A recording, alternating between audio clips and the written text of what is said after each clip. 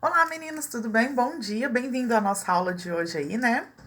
É, Na verdade, vocês têm que fazer uma atividade, é como se fosse um resumo, um mapa mental, um esquema. Vocês vão definir aí mais ou menos o que irão fazer a respeito desse assunto. E eu vou deixar um videozinho aqui para vocês, falando um pouquinho do material, porque eu já deixei o material aí de apoio para vocês lerem. Mas mesmo assim, eu vou dar algumas retomadas aí, né? Então, eu tô com meu material aqui aberto e a gente vai falando junto. Então, a gente começa falando a respeito de semântica e aí fala a respeito de sinônimo e antônimo. Sinônimo, pessoas, são palavras que têm, vamos dizer assim, significados semelhantes. Então, a gente usa elas para a mesma ideia. Então, tem um sinônimo. Por exemplo, João é bonito, João é belo. Então, bonito e belo caracterizam aí como sinônimos. Já os antônimos são palavras que têm sentido oposto. João é bonito, João é feio. Bonito e feio têm sentidos opostos. Depois, o próximo tópico aí são as onônimas, né? O que são esses onônimos? Onônimos são palavras que podem ter a mesma grafia com sentidos diferentes ou pronúncias, né? Parecidas, mas com sentidos diferentes. E aí é onde se divide as onônimas. Elas podem ser homografas. O que quer dizer quando elas são homografas? Elas são iguais na escrita, mas com pronúncia diferente. Então, por exemplo, colher e colher, tá? Colher, aquele utensílio doméstico que todo mundo conhece, e colher é um verbo, uma ação verbal, né? Como que eu vou dizer? Recolher, né? A produção.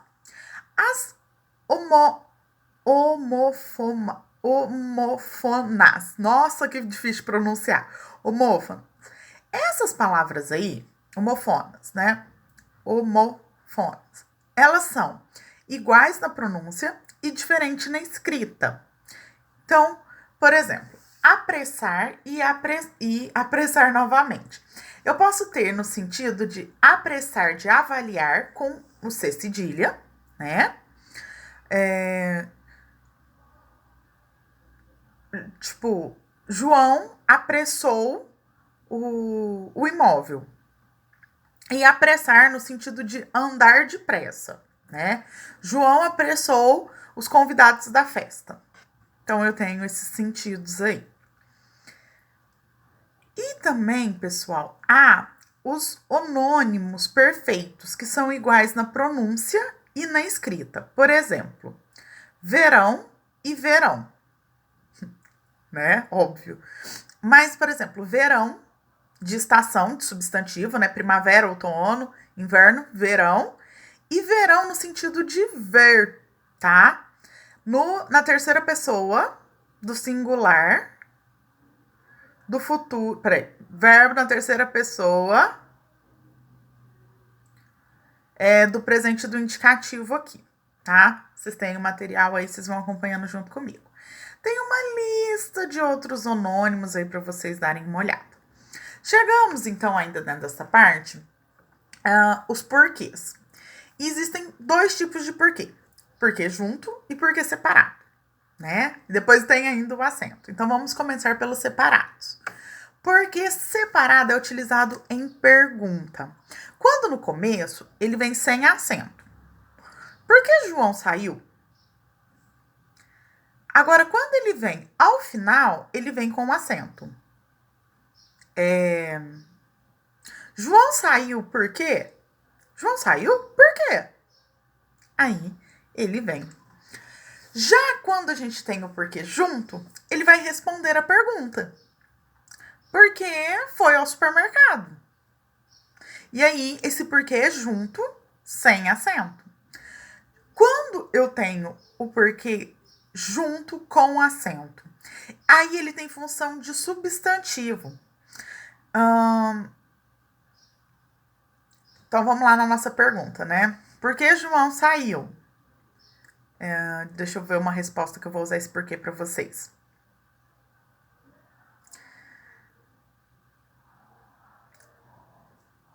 porque precisava ir ao supermercado, mas o porquê de ir, não sei.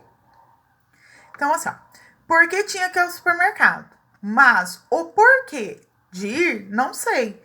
Então, quer dizer, o motivo dele ir ao supermercado, eu não sei. Então, o meu primeiro porquê foi junto, sem acento, e o meu segundo nessa frase, ele é junto com acento.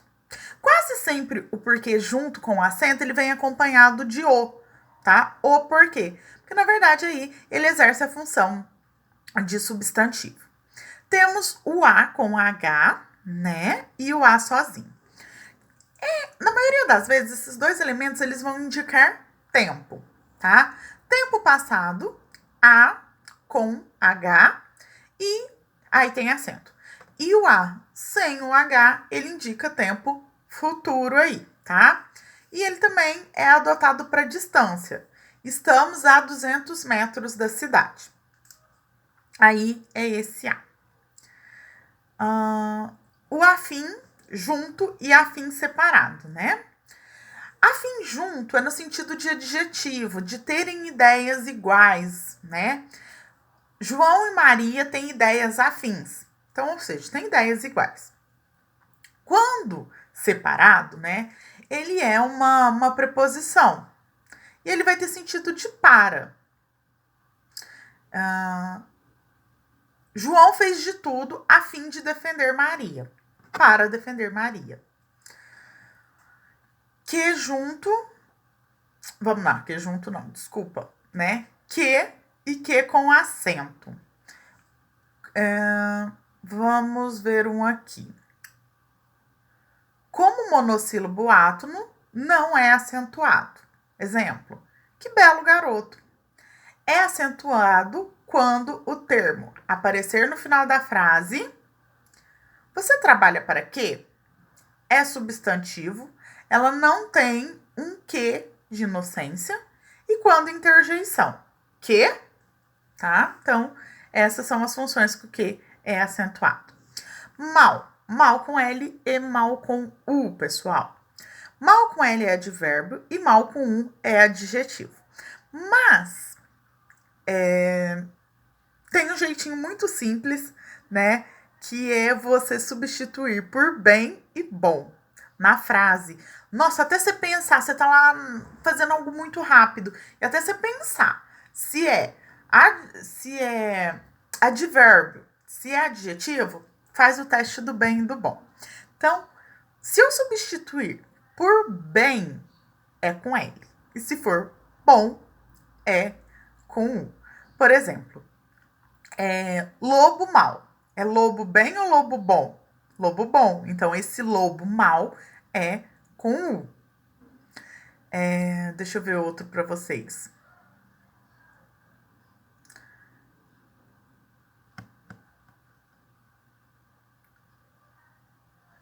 Não estou... Peraí. Estou mal. Esse mal é com L ou com U? Estou bom ou estou bem? Estou bem. Então, esse mal é com L, né? Então, aí vocês fazem a troquinha e fica super fácil de entender. Depois a gente vai ter aí as parônimas. O que são parônimas, né, pessoal?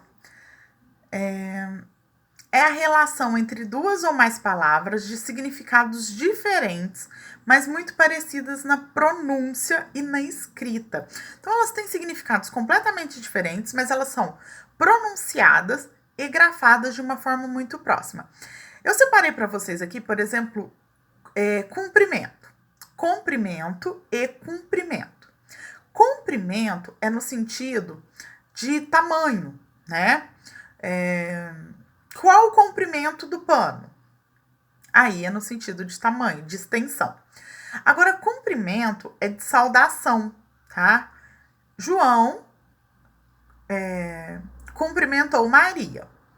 Aí é nesse sentido. E é isso, pessoal. Não, temos mais um. A medida em que e a medida que.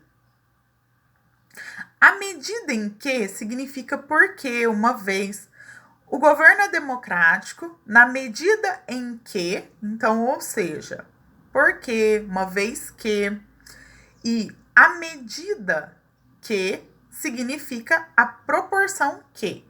À medida que a crise avançava, aumentava o desemprego. Então, a proporção aí, uma gradação. Bem, pessoal, passei rapidinho aqui por todos. Vocês agora vão criar aí no material de vocês esse resuminho, esse mapa mental, essas ideias de conceito, certinho? Muito obrigada pela atenção de vocês e até a nossa próxima aula.